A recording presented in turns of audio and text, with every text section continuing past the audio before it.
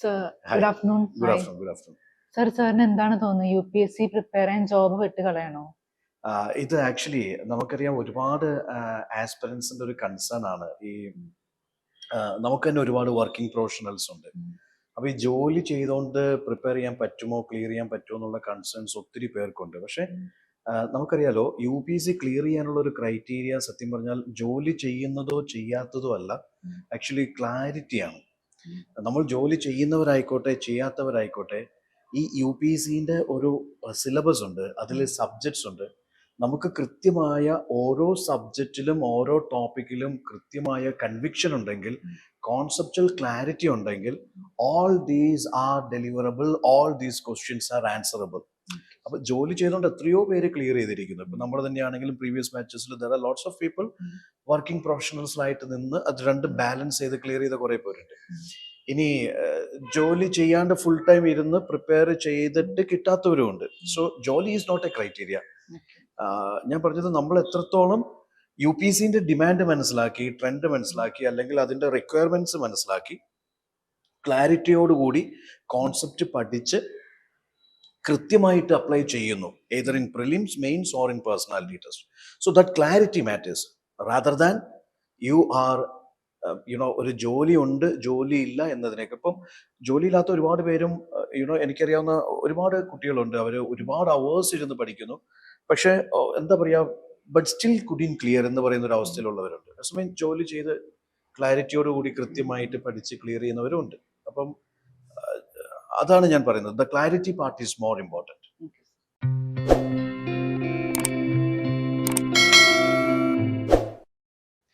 പിന്നെ IT field പോലുള്ള ഫീൽഡിൽ ഭയങ്കര സ്ട്രെസ്ഫുൾ ആണ്. ഈ വർക്ക് സ്ട്രെസ്സിന്റെ ഒപ്പം തന്നെ UPSC ഇമ്പോസിബിൾ അല്ലേ? അത് ആക്ച്വലി എന്താണെന്നറിയോ, ഇപ്പൊ നമുക്ക് സ്ട്രെസ് ഉണ്ടാക്കാനുള്ള ഘടകങ്ങൾ എന്തൊക്കെയാണ്? ഒരു ചിന്തയാണ്. ഇപ്പൊ ഫോർ എക്സാമ്പിൾ ജോലിന്റെ സ്ട്രെസ് ഉണ്ടാവും, അല്ലെങ്കിൽ നമ്മൾ ചിന്തിക്കുന്ന ചില ഘടകങ്ങളുണ്ട്. ഇപ്പം എൻ്റെ ഒരു ഫ്രണ്ട്, ഓക്കെ, ഞാൻ ജോലി ചെയ്യുന്നു, അയാൾ ജോലി വിട്ട് അല്ലെങ്കിൽ ഫുൾ ടൈം ഇരുന്ന് പ്രിപ്പയർ ചെയ്യുന്നു. അപ്പൊ എൻ്റെ ഉള്ളിൽ നടക്കുന്ന ചില എന്താ പറയാ, ഒരു ഒരു ഒരു കുറച്ച് ഡയലമാസ് ഉണ്ട്, അല്ലെങ്കിൽ കുറച്ച് ടെൻഷൻസ് ഉണ്ട്. ഇറ്റ്സ് ലൈക്ക് അയാൾ ഫുൾ ടൈം ഇരുന്ന് പ്രിപ്പയർ ചെയ്യുന്നുണ്ട്, അയാൾ നന്നായിട്ട് ചെയ്യുന്നുണ്ട്, ഞാൻ ജോലിക്കാരൻ ഒന്നും ചെയ്തു. പക്ഷെ ഇവിടെ വില്ലൻ എന്താന്ന് വെച്ചാൽ, ഒന്ന്, നമ്മൾ ഭയങ്കരമായിട്ട് അനാവശ്യമായിട്ട് ചിന്തിച്ചു കൂട്ടുന്നു. ഒരു ഹൈപ്പർ ടെൻഷൻ എലമെന്റ് ഉണ്ടല്ലോ, അത് ജോലിന്റെ ആവാം, പ്രിപ്പയർ ചെയ്യാണ്ട് പ്രിപ്പറേഷനെ കുറിച്ച് അനാവശ്യമായിട്ട് ചിന്തിച്ചു കൂട്ടുന്നതാവാം, ഇറഗുലർ സ്ലീപ്പ് സൈക്കിൾ ആവാം, അല്ലെങ്കിൽ പ്രോപ്പർ ആയിട്ടുള്ള ഒരു ലൈഫ് സ്റ്റൈൽ ഫോളോ ചെയ്യാത്തതാവാം, അല്ലെങ്കിൽ സോഷ്യൽ മീഡിയയിൽ കൂടുതൽ ടൈം സ്പെൻഡ് ചെയ്യുന്നു, അല്ലെങ്കിൽ നാളെ നന്നായിട്ട് ചെയ്യാം എന്നൊരു മൈൻഡ് സെറ്റ് ആവാം. അപ്പൊ ഇങ്ങനെയുള്ള ഈ പ്രോക്രാസ്റ്റിനേഷൻ ആവാം, അല്ലെങ്കിൽ നമ്മുടെ അനാവശ്യമായിട്ടുള്ള ചിന്തകളും സോഷ്യൽ മീഡിയ കൂടുതലായിട്ട് അതിൽ തന്നെ നമ്മൾ നേരം പോക്കുന്നതും, അല്ലെങ്കിൽ ജോലി റിലേറ്റഡ് ആയിട്ടുള്ള സ്ട്രെസ്സിൽ നമ്മൾ പഠിക്കാനിരിക്കുന്നതും, ഇങ്ങനെയുള്ള കാര്യങ്ങളാണ് സത്യം പറഞ്ഞാൽ നമ്മളെ ഭയങ്കര എന്താ പറയാ, ഒരു ഈ ലൈക്ക് എന്താ പറയാ, അങ്ങനത്തെ ഒരു സ്ട്രെസ്ഡ് ആംബിയൻസിലേക്ക് നമ്മളെ കൊണ്ടുപോകുന്നത്. അല്ലാണ്ട് ഒരിക്കലും ഞാൻ പറഞ്ഞില്ലേ, ഇപ്പം ദർ ആർ പീപ്പിൾ ജസ്റ്റ് 2-3 മണിക്കൂർ മാത്രം ഇരുന്ന് പ്രിപ്പയർ ചെയ്തിട്ട് പോലും അതൊരു 1.5-2 വർഷത്തെ സൈക്കിളാണ്, അല്ലെ 2 വർഷത്തെ ഒരു സമയം എടുക്കുന്നവർ. പക്ഷെ സ്റ്റിൽ ഒരു 3 മണിക്കൂർ സ്പെൻഡ് ചെയ്തിട്ട് പോലും അവര് കൂളായിട്ട് 2 വർഷം കൊണ്ട് എഴുതി ക്ലിയർ ചെയ്തവരുണ്ട്. അപ്പം ഐ സ്ട്രോങ്ലി ബിലീവ് ഇവിടെ നമുക്ക് കൃത്യമായിട്ടുള്ള ഒരു ക്ലാരിറ്റി, ഒരു ഡിസിപ്ലിൻ, ഒരു സ്കെഡ്യൂൾ, അല്ലെങ്കിൽ നന്നായിട്ട് നമ്മളെ ഗൈഡ് ചെയ്യാൻ പറ്റുന്ന കുറച്ച് പേഷ്യൻസ് ഉള്ള, ഇതിനെക്കുറിച്ച് കൃത്യമായ ധാരണയുള്ള കുറച്ച് മെന്റേഴ്സും നമുക്കുണ്ടെങ്കിൽ I think it will not be that much stressful. പിന്നെ ഏതൊരു ജോലിക്കും ഏതൊരു പ്രിപ്പറേഷനും അതിൻ്റെതായിട്ടുള്ള സ്ട്രെസ് ഉണ്ട്. അതിനെ ഓവർകം ചെയ്യാനുള്ള വിൽ പവർ നമുക്കുണ്ടായിരിക്കണം, അല്ലെങ്കിൽ അതിനെ ടൈം ചെയ്യാനുള്ള ഒരു സ്കില്ല് നമുക്കുണ്ടായിരിക്കണം. ജോലിയും UPSC എങ്ങനെ റിയലിസ്റ്റിക് ആയിട്ട് മാനേജ് ചെയ്യും? ജോലിയും UPSCയും റിയലിസ്റ്റിക് ആയിട്ട് മാനേജബിൾ ആണോ എന്ന് ചോദിച്ചു കഴിഞ്ഞാൽ, ഞാൻ പറഞ്ഞില്ലേ, there are lots of things. ഇപ്പം എപ്പോഴും ഞാൻ എടുത്തു പറയുന്ന ഒരു സാധനമാണ്, നമ്മൾ ഭയങ്കര കൺഫ്യൂസ്ഡ് ആണെങ്കിൽ, ടോട്ടലി കൺഫ്യൂസ്ഡ് ആണ്, ഒരു ബേസിക്സും ഇല്ല, NCERT വായിച്ചിട്ടില്ല, ഓപ്ഷനിൽ ചൂസ് ചെയ്തിട്ടില്ല, ഓപ്ഷനിൽ പഠിച്ചു തുടങ്ങിയിട്ടില്ല, ഇങ്ങനെ മൊത്തം കൺഫ്യൂസ്ഡ് ആയിട്ട് നിൽക്കുന്ന ഒരു അവസ്ഥയിൽ ഒരു കാരണവശാലും ജോലി കിറ്റ് ചെയ്തിട്ട് നിങ്ങൾ പ്രിപ്പറേഷനിലേക്ക് വരരുത്. അത് അതിനേക്കാൾ വലിയ പ്രഷറായിരിക്കും. ഇനി ഒരു സീറോ സ്ക്രാച്ചിൽ നിൽക്കുന്ന ഒരാളെ സംബന്ധിച്ചിടത്തോളം, he or she shouldn't quit his job or her job, I would say. ഞാൻ പറഞ്ഞില്ലേ, ഇതെന്താന്ന് വെച്ചാൽ, ഞാൻ അഗെയിൻ പറയുന്നു, ഇതിനോടൊപ്പം നിങ്ങൾക്ക് ചെയ്തു പോകാം. നിങ്ങളിപ്പോൾ തുടക്കക്കാരാണെങ്കിൽ നിങ്ങൾ ജോലി ചെയ്തോളൂ. പക്ഷെ ഒരു പർട്ടിക്കുലർ ടൈം പ്രിപ്പറേഷന് വേണ്ടി കൊടുക്കുക. അത് വളരെ സ്ട്രക്ചർഡ് ആയിട്ട് പ്രിപ്പയർ ചെയ്യാം.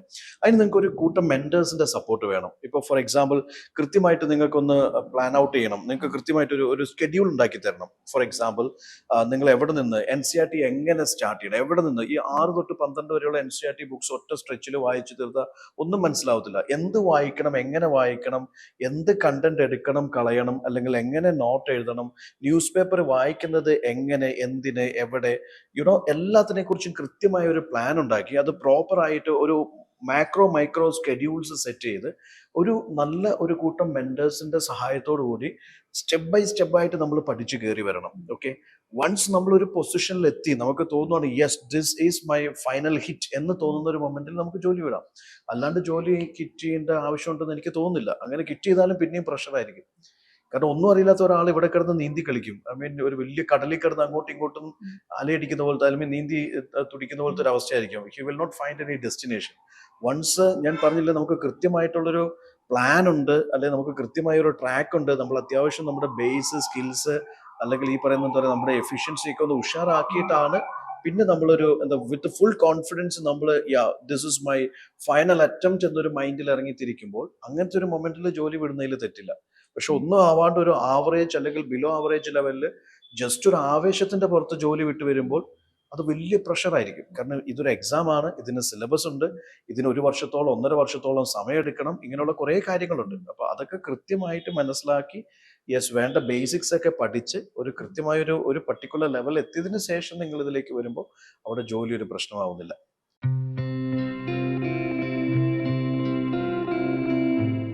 സർ പറഞ്ഞു, എന്നാൽ ഓഡിയൻസിന് വേണ്ടി ഒരു ഫൈനൽ അഡ്വൈസ്, ജോലി ക്വിറ്റ് ചെയ്യണോ UPSC ജോലിയുടെ UPSCക്ക് പ്രിപ്പയർ ചെയ്യുന്ന ഒരു കുട്ടി അയാൾ ജോലി ചെയ്തുകൊണ്ടാണ് പ്രിപ്പയർ ചെയ്യുന്നത്. എനിക്ക് അവരോടുള്ള ഒരു പറയാനുള്ള കാര്യം ഇതാണ്. ഒന്ന്, നിങ്ങൾ ആക്ച്വലി ഐ വുഡ് സേ നിങ്ങൾ ടോട്ടലി കൺഫ്യൂസ്ഡ് ആണെങ്കിൽ, നിങ്ങൾക്ക് ഈ പ്രിപ്പറേഷനെ കുറിച്ച് ഒന്നും അറിയത്തില്ല, നിങ്ങൾ ടോട്ടലി കൺഫ്യൂസ്ഡ് ആണ്, വേറൊരു സൈഡിൽ നിങ്ങൾക്ക് ജോലി അത്യാവശ്യമാണ്, നിങ്ങളുടെ കാര്യങ്ങളൊക്കെ ഓടിക്കാൻ അല്ലെങ്കിൽ വീട്ടിലെ കാര്യങ്ങളൊക്കെ നടത്താൻ നിങ്ങൾക്ക് ജോലി വളരെ അത്യാവശ്യം, അതിൽ നിന്ന് കിട്ടുന്ന വരുമാനം അത്യാവശ്യമാണെങ്കിൽ, പിന്നെ ഈ പ്രിപ്പറേഷനിൽ നിങ്ങളൊരു ശിശു ആണെങ്കിൽ, നിങ്ങൾ ഒന്നും തുടങ്ങിയിട്ടില്ലെങ്കിൽ, my suggestion is that next 1 year at least നിങ്ങൾ ജോലിയോടൊപ്പം ഇത് ബാലൻസ് ചെയ്ത് പോയാൽ മതി. ഇപ്പോൾ ഗാലന്റിനാണെങ്കിലും വർക്കിംഗ് പ്രൊഫഷണൽസിന്റെ ബാച്ചസ് ഉണ്ട്. അപ്പോൾ വളരെ കൃത്യമായിട്ട് അവരുടെ ജോലി ബാലൻസ് ചെയ്ത് തന്നെ പഠിക്കാനുള്ള വളരെ കസ്റ്റമൈസ്ഡ് ആയിട്ടുള്ള ഒരു സ്റ്റഡി പ്ലാൻ ആണ് സെറ്റ് ചെയ്തിരിക്കുന്നത്. അപ്പൊ എന്താ വെച്ചാൽ അവരുടെ ജോലിനെ ബാധിക്കുന്നില്ല, അല്ലെങ്കിൽ അവരുടെ ദൈനംദിന ഡെയിലി ആക്ടിവിറ്റീസിനെ ഒന്നും ബാധിക്കുന്നില്ല. നമ്മൾ 4 മണിക്കൂർ മാത്രം ഡെയിലി പ്രിപ്പറേഷന് വേണ്ടി 40 മിനിറ്റിന്റെ 3 4 മാക്സിമം 5 സ്ലോട്ടുകൾ മാത്രം ഇതിന് ഇൻവെസ്റ്റ് ചെയ്ത് ജോലിയോടൊപ്പം ഇതിന്റെ ബേസിക്സ് തൊട്ട് NCERT തൊട്ട് പഠിച്ചു വരാനുള്ള ഒരു സ്റ്റഡി പ്ലാൻ നമുക്കുണ്ട്, അല്ലെങ്കിൽ അങ്ങനത്തെ ഒരു മെക്കാനിസം നമുക്കുണ്ട്. അത് ഇവിടെ മാത്രമല്ല, അത് പ്രൊവൈഡ് ചെയ്യുന്ന ഏത് അക്കാദമീസ് ഉണ്ടെങ്കിലും അല്ലെങ്കിൽ അങ്ങനത്തെ മെന്റേഴ്സ് ഉണ്ടെങ്കിലും you can just balance it.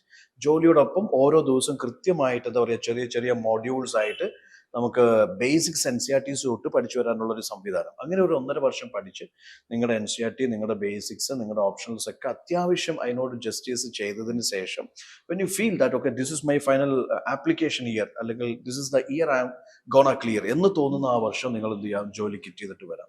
ഇനി അതല്ല, മറ്റൊരു സൈഡിൽ നിങ്ങൾ എന്താ പറയുക, ഇപ്പൊ ഫോർ എക്സാമ്പിൾ മെന്റലി ഭയങ്കര ഡിസ്റ്റർബ്ഡ് ആണ്, അങ്ങനത്തെ ഒരു മൊമെന്റിലും ഞാൻ പറയുന്ന ജോലി വിടരുതെന്നേ പറയുള്ളൂ. കാരണം അത് കൂടുതൽ പ്രഷറിലേക്ക് പോകും. കാരണം ജോലി ആവശ്യമാകുന്നത് ഒന്ന് സാമ്പത്തിക ഭദ്രതയ്ക്ക് ആവാം, അല്ലെങ്കിൽ നിങ്ങളുടെ ഒരു സോഷ്യൽ സ്റ്റാറ്റസ് പാർട്ടായിരിക്കാം. ഇതെല്ലാം വിട്ട് ഇതിലേക്ക് വരുമ്പോഴുള്ള ഒരു അവസ്ഥ എന്ന് വെച്ചാൽ പ്രിപ്പറേഷൻ എന്ന് പറയുന്നത് നമുക്ക് വേറെ ഒരു ആക്ടിവിറ്റീസും ഇല്ല, ഫുള്ളി ഇതിൽ എൻഗേജ്ഡ് ആണ്. തന്നെയല്ല, ഇതിപ്പോൾ ഒരു 3 മാസം പഠിച്ച് പിന്നെ ഒരു 3 മാസം ബ്രേക്ക് എടുത്ത് വീണ്ടും ഒരു 3 മാസം ജോലി ചെയ്ത് വീണ്ടും ഒരു 3 മാസം അങ്ങനെ പോകുന്ന ഒരു സംവിധാനം അല്ല. അപ്പം ഒന്ന് നിങ്ങളുടെ ഫിനാൻഷ്യൽ സൈഡ് നിങ്ങൾ 1-2 വർഷം ജോലി ചെയ്തോളൂ, അതിനൊരു ഒരു സർപ്ലസ് അല്ലെങ്കിൽ ഒരു റവന്യൂ ജനറേറ്റ് ചെയ്യൂ. പിന്നെ അടുത്തൊരു വർഷം നിങ്ങൾ ഫുള്ളി ഇരുന്ന് പഠിക്കുമ്പോൾ നിങ്ങളുടെ ഹോസ്റ്റൽ ഫീ, ഫുഡ് അല്ലെങ്കിൽ എക്സ്പെൻസസ് ഒക്കെ മീറ്റ് ചെയ്യാനുള്ളൊരു ഇൻകം നിങ്ങളുടെ കയ്യിലുണ്ടെങ്കിൽ you will be financially safe. ശരിയല്ലേ? അപ്പൊ അങ്ങനെ വരുമ്പോൾ നിങ്ങൾക്ക് എന്ത് ചെയ്യാം, ആ സമയം കൊണ്ട് നിങ്ങൾ ബേസിക്സ് എല്ലാം പഠിച്ചു കഴിഞ്ഞിരിക്കും, വേണ്ട കാര്യങ്ങളൊക്കെ അത്യാവശ്യം ഒരു 40 to 50% കഴിഞ്ഞിട്ടുണ്ടാവും. അപ്പൊ പിന്നെ അടുത്ത വർഷം നിങ്ങൾക്ക് കുറേ കൂടി ഈസി ആയിരിക്കും. പക്ഷെ ഒന്നും ചെയ്യാണ്ട് ഒന്നും അറിയാണ്ട് ജോലിയും വിട്ട് നമ്മൾ ഇതിലേക്ക് വരുമ്പോൾ ചിലപ്പോൾ ആ ഒരു വർഷം മതിയാവത്തില്ല ഇത് ക്ലിയർ ചെയ്യാനായിട്ട്. അപ്പം ഏത് മൊമെന്റിലാണോ നിങ്ങൾക്ക് തോന്നുന്നത് എൻ്റെ ബേസിക്സ് സ്ട്രോങ് ആണ്, ഓപ്ഷണൽ പഠിച്ചു കഴിഞ്ഞു, അല്ലെങ്കിൽ NCERTs കംപ്ലീറ്റ് ചെയ്ത് കഴിഞ്ഞു, സബ്ജക്ട്സ് ഒക്കെ ഒരുവിധം ലെവലാക്കിയിട്ടുണ്ട്, ഇനി എനിക്കൊരു ഫൈനൽ ഹിറ്റ് കൊടുക്കാം, എനിക്ക് മാക്സിമം ടെസ്റ്റുകൾ എടുത്ത് റിവിഷൻസ് എടുത്ത് പ്രാക്ടീസ് ചെയ്ത് മെന്റർഷിപ്സ് എടുത്ത് എൻ്റെ ഫൈനൽ അറ്റംപ്റ്റ് എനിക്ക് കൊടുക്കാൻ പറ്റുന്ന ഇയർ ആണിത് എന്ന് തോന്നുന്ന വർഷം നിങ്ങൾക്ക് കിറ്റ് ചെയ്യാം. അതല്ലാന്നുണ്ടെങ്കിൽ കൺഫ്യൂസ്ഡ് സ്റ്റേജിൽ അല്ലെങ്കിൽ മെന്റലി ഭയങ്കര സ്ട്രെസ്ഡ് ആയിട്ട് നിൽക്കുന്ന ഒരു അവസ്ഥയിൽ അല്ലെങ്കിൽ സ്ക്രാച്ച് ലെവൽ പ്രിപ്പറേഷൻ്റെ അവസ്ഥയിൽ ഇങ്ങനെയുള്ള സമയത്തൊന്നും നിങ്ങൾ ജോലി കിറ്റ് ചെയ്യരുത്. ഫൈനൽ അപ്പൊ അതാണ് ഞാൻ പറയുന്നത്. It's like when you feel that this is the moment I can with 100% confidence I can go for a എന്താ പറയുക ഒരു ഫൈനൽ അറ്റംപ്റ്റ് പോലെ എനിക്കിത് കൊടുക്കാം, എനിക്ക് ക്ലിയർ ചെയ്യാൻ പറ്റും, ഞാൻ അതിൻ്റെ സിലബസ് ഒക്കെ പൂർണ്ണമായിട്ടും പഠിച്ചു കഴിഞ്ഞു എന്ന് തോന്നുന്ന ഒരു മൊമെന്റിൽ നിങ്ങൾക്ക് കിറ്റ് ചെയ്യാം. അതിന് ശേഷമുള്ളത് റിവിഷൻസ് ആണ്. കാരണം ഇതിൽ ഏറ്റവും ഇമ്പോർട്ടൻ്റ് ആയിട്ടുള്ള ഒരു എലമെന്റ് റിവിഷൻസും ഇതിൻ്റെ ആപ്ലിക്കേഷനുമാണ് ഇമ്പോർട്ടൻറ്റ്. പഠിക്കുക എന്നുള്ളത് പ്രൈമറി പ്രോസസ്സാണ്, അത് ജോലിയോടൊപ്പം ചെയ്തു പോകാവുന്നതേ ഉള്ളൂ. ശേഷം ഇതിന്റെ final revision rounds and application rounds are important, both prelims, mains and even the personality test. Okay, sir. Lack of aspirants take coaching, only a few clear. Where is the gap? Gap is always, I would say that എന്താ പറയുക, ഒരുപാട് പേര് coaching എടുക്കുന്നുണ്ട്, പക്ഷേ ഈ coaching എന്തിനാണ് എന്ന് മനസ്സിലാക്കാത്ത കുട്ടികളാണ് ഇത് ക്ലിയർ ചെയ്യാത്തത്. ബിക്കോസ് ഞാൻ പറഞ്ഞല്ലോ, UPSC പ്രിപ്പറേഷൻ എന്ന് പറയുന്നത് ഒരു സ്പൂൺ ഫീഡിങ് അല്ല. ഇപ്പൊ നമ്മൾ എന്താ പറയുക, ഒരു ബ്രോയിലർ കോഴീനെ വിരിയിച്ചെടുക്കുന്ന പോലത്തെ ഒരു സംവിധാനമല്ല കോച്ചിങ് എന്ന് പറയുന്നത്. കോച്ചിങ്ങിന്റെ പർപ്പസ് എന്താണ്? നമുക്ക് ഇതിനൊരു സിലബസ് ഉണ്ട്. അപ്പൊ എക്സാം ഓറിയന്റഡ് ആയിട്ട്, എക്സാം സെൻട്രിക് ആയിട്ട്, ടൈം ബൗണ്ട് ആയിട്ട് ഇതിന്റെ വലിയൊരു സിലബസിന് ഏറ്റവും കൂളായിട്ട് ആ ഒരു ടൈം ബൗണ്ട് മാനറിൽ നമുക്ക് പഠിപ്പിച്ചു തരണം. നല്ല classes, material, mentorship, test, guidance, ഇതൊക്കെയാണ് ശരിക്കും കോച്ചിങ് കൊണ്ട് ഉദ്ദേശിക്കുന്നത്. ഇനി ഈ കോച്ചിങ്ങിനെ മാത്രം നമ്മൾ ശരണം അർപ്പിച്ച് അല്ലെങ്കിൽ കോച്ചിങ്ങിൽ മാത്രം കോച്ചിങ്കാർ എന്നെ IAS ആക്കും എന്ന് ചിന്തിക്കുന്നത് മണ്ടത്തരമാണ്. അവർ തരേണ്ട ബേസിക് ഇൻഗ്രീഡിയൻസ് നമുക്ക് തരുന്നു. ഇതിന്റെ ഫൈനൽ പ്രോഡക്റ്റ് എന്ന് പറയുന്നത് നമ്മൾ എഫേർട്ട് ഇട്ടുണ്ടാക്കുന്ന സംഭവമാണ്. അതായത് UPSCക്ക് വേണ്ടത് നല്ല ഡിസിഷൻ മേക്കിംഗ് സ്കിൽസ് ഉള്ള, അനാലിറ്റിക്കലി ചിന്തിക്കാൻ സ്കില്ലുള്ള, അല്ലെങ്കിൽ എന്താ പറയുക, ഇൻഡിപെൻഡൻ്റ് ആയിട്ട് നിൽക്കാൻ പറ്റുന്ന, സ്വന്തമായിട്ട് സ്റ്റാൻഡ് എടുക്കാൻ പറ്റുന്ന, അല്ലെങ്കിൽ കോൺസ്റ്റിറ്റ്യൂഷണലി ചിന്തിക്കാൻ പറ്റുന്ന, സ്വന്തമായിട്ട് എന്താ പറയുക, ലൈക്ക് തീരുമാനങ്ങളിലേക്ക് എത്താൻ പറ്റുന്ന, സൊല്യൂഷൻസ് കണ്ടെത്താൻ പറ്റുന്ന ഒരു ഓഫീസറെയാണ് വേണ്ടത്. ഇതെല്ലാം കാണാപ്പാടം പഠിച്ച് ഛർദ്ദിച്ചു വെക്കുന്ന ഒരു ഓഫീസറെ UPSCക്കും ഗവൺമെന്റിനും ജനങ്ങൾക്കും വേണ്ട. ശരിയല്ലേ? അപ്പൊ നമുക്ക് വേണ്ട ബേസിക് സ്കിൽസ്, അല്ലെങ്കിൽ നമുക്ക് സിലബസ് തീർത്ത് തരണം, ആൻസർ എഴുതാൻ പഠിപ്പിക്കണം, പ്രിലിംസിന്റെ ക്വസ്റ്റ്യൻസിൽ ലൈക്ക് ഒരു എഡ്യൂക്കേറ്റഡ് ഗസ് വെച്ചത് സോൾവ് ചെയ്യാനുള്ള സ്കില്ല് പഠിപ്പിക്കണം, അല്ലെങ്കിൽ ഒരു ടൈം ബൗണ്ട് മാനറിൽ ഒരു 150 വേർഡ്സിന്റെ ആൻസറിന് ഒരു 6 മിനിറ്റിൽ എഴുതാൻ പഠിപ്പിക്കണം, അല്ലെങ്കിൽ വേണ്ട കണ്ടന്റ് എങ്ങനെയാണ് കൃത്യമായിട്ടുള്ള ചേരുവകൾ ചേർക്കേണ്ടത് എന്ന് പഠിപ്പിക്കണം. പ്രിലിംസ്, മെയിൻസ്, ഇന്റർവ്യൂ സ്റ്റേജസിലൊക്കെ ഗൈഡൻസ് തരണം. അതാണ് ഒരു കോച്ചിങ് അക്കാദമി ചെയ്തു തരേണ്ടത്. പിന്നെ ഇതിന്റെ ഏറ്റവും ബെസ്റ്റ് എടുത്ത് അതിനെ എന്താ പറയാ, ലൈക്ക് ഒരു UPSC ആഗ്രഹിക്കുന്ന ലെവലിലേക്ക് നല്ലൊരു ബ്യൂറോക്രാറ്റ് ആയി മാറുക, സ്വയം ട്രാൻസ്ഫോം ചെയ്യുക, സെൽഫ് അസസ്മെന്റ് നടത്തി സ്ട്രെങ്ത് ആൻഡ് വീക്ക്നെസ്സസ് ഐഡന്റിഫൈ ചെയ്ത് എന്താ പറയുക, നല്ലൊരു ഡിസിഷൻ മേക്കർ ആകുക എന്നുള്ളത് എൻ്റെ റെസ്പോൺസിബിലിറ്റിയാണ്, അല്ലെങ്കിൽ ആസ്പിരന്റിന്റെ റെസ്പോൺസിബിലിറ്റിയാണ്. സോ ഇങ്ങനെയുള്ള കുട്ടികൾ, ഞാൻ പറയുന്നത് കോച്ചിങ് എന്ന് പറയുന്നത് എനിക്ക് വേണ്ട ബേസിക് ഇൻഗ്രീഡിയൻസ് തരുന്ന സംഭവമാണെന്നും ബാക്കിയുള്ള ആ ഫൈനൽ പ്രോഡക്റ്റ് നിർമ്മിക്കേണ്ടത് ഞാനാണെന്നും, അതായത് എന്നിലുള്ള IAS അല്ലെങ്കിൽ IPS അല്ലെങ്കിൽ IFS അല്ലെങ്കിൽ IRS ഓഫീസറെ വാർത്തെടുക്കേണ്ടത് ഞാൻ തന്നെയാണെന്നും, അതിനു വേണ്ടിയുള്ള ചേരുവകൾ മാത്രമാണ് അക്കാദമി അല്ലെങ്കിൽ കോച്ചിങ് അക്കാദമീസും മെന്റേഴ്സും തരുന്നതെന്ന് തീർച്ചയായിട്ടും ബോധ്യമുള്ള, സെൽഫായിട്ട് പണിയെടുക്കാൻ തയ്യാറായിട്ടുള്ള ഒരു ആസ്പിരന്റ് ആയിരിക്കും റിയൽ ടൈമിൽ ഒരു ഓഫീസറായിട്ട് മാറുന്നത്, അല്ലെങ്കിൽ എക്സാം ക്രാക്ക് ചെയ്യുന്നത്.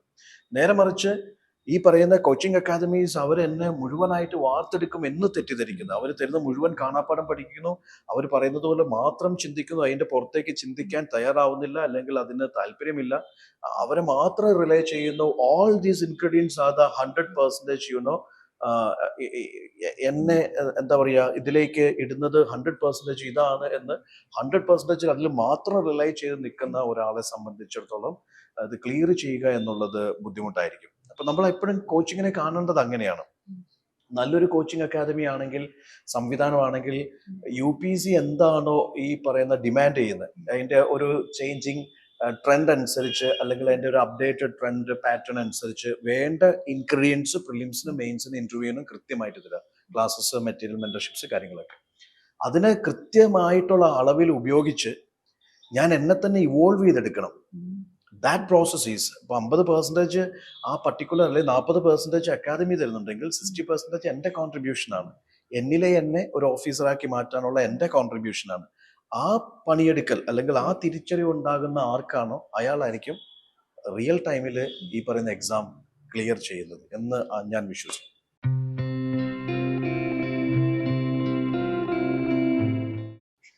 ഫൈനൽ ക്വസ്റ്റ്യൻ, ആ ബിഗിനർ ആയിട്ടുള്ള ഒരാള് കോച്ചിങ് എടുക്കണോ? ഞാൻ പറഞ്ഞില്ലേ, ബിഗിനർ ആയിട്ടുള്ള ഒരാള് ചില കണ്ടീഷൻസ് ഞാൻ വെക്കുന്നതാണ്. ഐ മീൻ ചില കാര്യങ്ങൾ ഞാൻ പറയുന്നു.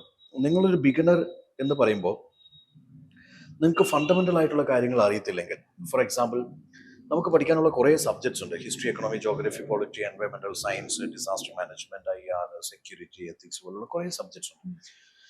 ഇത് നിങ്ങൾക്ക് ഒരു തരത്തിലും UPSCന്റെ സൈറ്റിൽ കയറി കഴിഞ്ഞാൽ അല്ലെങ്കിൽ അതിന്റെ സിലബസ് നോക്കിക്കഴിഞ്ഞാൽ നമുക്ക് മനസ്സിലാവും ഇന്ന കാര്യങ്ങൾ എനിക്ക് പഠിക്കാനുണ്ട്. അപ്പോൾ സ്വയം നമുക്കൊരു ബോധ്യം ഉണ്ടാവുമല്ലോ, എനിക്കിതൊക്കെ പഠിക്കാനുള്ള കഴിവുണ്ടോ, എനിക്കിത് അറിയാമോ, എനിക്കിത് ചെയ്യാൻ പറ്റുമോ. നിങ്ങൾക്ക് സ്വയം വായിച്ചെടുത്ത് മനസ്സിലാക്കാനുള്ള ഒരു സ്കില്ലുണ്ടെങ്കിൽ നിങ്ങളൊരു കോച്ചിങ് അക്കാദമിയിൽ ജോയിൻ ചെയ്യേണ്ട ആവശ്യമില്ല. നേരെ മറിച്ച് നിങ്ങൾക്ക് തോന്നുവാണ് ഇതൊന്നും എനിക്ക് ഒരാൾ പറഞ്ഞു തരാണ്ട് അല്ലെങ്കിൽ ഒരു കൂട്ടം എക്സ്പേർട്സ് ഇതിൽ എനിക്ക് ഗൈഡൻസ് തരാണ്ട് എനിക്കിതിലൊന്നും ചെയ്യാൻ പറ്റില്ല എന്ന് തോന്നുന്നുണ്ടെങ്കിൽ നിങ്ങൾക്ക് CSAT, ഈ ക്വാണ്ടിറ്റേറ്റീവ് ആപ്റ്റിറ്റ്യൂഡും അല്ലെങ്കിൽ റീസണിങ്ങും കോംപ്രിഹെൻഷനും ഒക്കെ നിങ്ങൾക്ക് ടഫ് ആണെങ്കിൽ, നിങ്ങൾക്ക് ആൻസർ റൈറ്റിംഗ് അറിയില്ലെങ്കിൽ, അല്ലെങ്കിൽ നിങ്ങൾ ആൻസർ എഴുതുന്നത് ഒരു 6 മിനിറ്റിൽ എഴുതേണ്ട ആൻസർ നിങ്ങൾ 60 മിനിറ്റിൽ എഴുതുന്നുണ്ടെങ്കിൽ, അല്ലെങ്കിൽ 150 വേർഡ്സിൽ കാച്ചിക്കുറുക്കിയ കവിത പോലെ വളരെ കൃത്യമായ ഒരു ക്വസ്റ്റ്യൻ ആൻസർ ചെയ്യാൻ നിങ്ങളെ കൊണ്ട് പറ്റുന്നില്ലെങ്കിൽ, അല്ലെങ്കിൽ 1200 വേർഡ്സിൽ എഴുതേണ്ട എസ്സേ നിങ്ങൾ 2200 വേർഡ്സിൽ എഴുതുന്നു, അല്ലെങ്കിൽ ഈ പറയുന്ന 125 മാർക്സിന്റെ ഒരു എസ്സേ നിങ്ങൾ 1.5 മണിക്കൂർ എടുത്തിട്ട് നിങ്ങളെ കൊണ്ട് ആവുന്നില്ലെങ്കിൽ, അല്ലെങ്കിൽ പഠിച്ച കണ്ടന്റ് ഒന്നും നിങ്ങൾക്ക് അപ്ലൈ ചെയ്യാൻ പറ്റുന്നില്ലെങ്കിൽ, ന്യൂസ് പേപ്പർ വായിച്ച് മനസ്സിലാവുന്നില്ലെങ്കിൽ, അല്ലെങ്കിൽ ഒരുപാട് ക്വസ്റ്റ്യൻസ് സോൾവ് ചെയ്തിട്ട് നിങ്ങൾക്ക് ആ സോൾവ് ചെയ്യുന്നതിന്റെ നാക്ക് മനസ്സിലാവുന്നില്ലെങ്കിൽ, ഞാൻ പറഞ്ഞില്ലേ ഇങ്ങനെയുള്ള കുറെ എലമെന്റ്സ് ഉണ്ട്. നിങ്ങൾക്ക് ഒരു പ്രോപ്പർ ഒരു ഡിസിപ്ലിൻഡ് സ്റ്റഡി റൂട്ടീൻ ഫോളോ ചെയ്യാൻ പറ്റുന്നില്ല, നിങ്ങൾക്ക് വേണ്ടത് മാത്രം എക്സ്ട്രാക്ട് ചെയ്തെടുക്കാൻ പറ്റുന്നില്ല, ടൈം ബൗണ്ട് ആയിട്ട് നിങ്ങൾക്ക് വായിച്ചു തീരുന്നില്ല, പഠിച്ചു തീരുന്നില്ല, പഠിച്ചത് അപ്ലൈ ചെയ്യാൻ പറ്റുന്നില്ല, അല്ലെങ്കിൽ നിങ്ങൾക്ക് ഈ പറയുന്ന മാത്സിൽ ബാക്ക്ഗ്രൗണ്ട്സ് ഇല്ല, അല്ലെങ്കിൽ നിങ്ങൾക്ക് CSAT വലിയൊരു ബാലികറ മലയായിട്ട് മാറുന്നു, ആൻസർ റൈറ്റിംഗ്സ് അറിയത്തില്ല. അങ്ങനെ ഇതിന്റെ ഓരോ സ്റ്റേജിലും വേണ്ട UPSC ഡിമാൻഡ് ചെയ്യുന്ന ചില റിക്വയർമെന്റ്സ് ഉണ്ട്. അത് നിങ്ങളൊരു മെന്ററോട് ചോദിക്കുക. അപ്പൊ അത് നിങ്ങൾക്ക് സ്വയം ചെയ്തെടുക്കാൻ പറ്റുമെന്ന് കോൺഫിഡൻസ് ഉണ്ടെങ്കിൽ ഒരു കാരണവശാലും നിങ്ങൾ ജോയിൻ ചെയ്യരുത് എന്ന് ഞാൻ പറയുള്ളൂ. ഇനി അതെല്ലാം നിങ്ങൾക്ക് ഇതൊന്നും ചെയ്തെടുക്കാൻ പറ്റത്തില്ല, നിങ്ങൾക്ക് ഒരുപാട് സമയം കളയാനില്ല, മേ ബി 5-10 വർഷം കളയാനില്ല, നിങ്ങളുടെ മുമ്പിൽ 1-2 വർഷമേ ഉള്ളൂ, അല്ലെങ്കിൽ 2-3 വർഷമേ ഉള്ളൂ, അങ്ങനത്തെ ഒരു സിറ്റുവേഷൻ ആണെങ്കിൽ തീർച്ചയായിട്ടും ക്വാളിറ്റി ഉള്ള സപ്പോർട്ട് ചെയ്യുന്ന, വ്യക്തിഗതമായിട്ട് ഇൻഡിവിജ്വലി നിങ്ങളെ കെയർ ചെയ്യുന്ന ക്വാളിറ്റി ഉള്ള അല്ലെങ്കിൽ നല്ല എക്സ്പീരിയൻസ്ഡ് ആയിട്ടുള്ള മെന്റേഴ്സ് ഉള്ള നല്ലൊരു അക്കാദമി നിങ്ങൾ തിരഞ്ഞെടുത്ത് പഠിക്കുന്നതിൽ യാതൊരു തെറ്റുമില്ല. Okay sir, thank you. Thank you so much.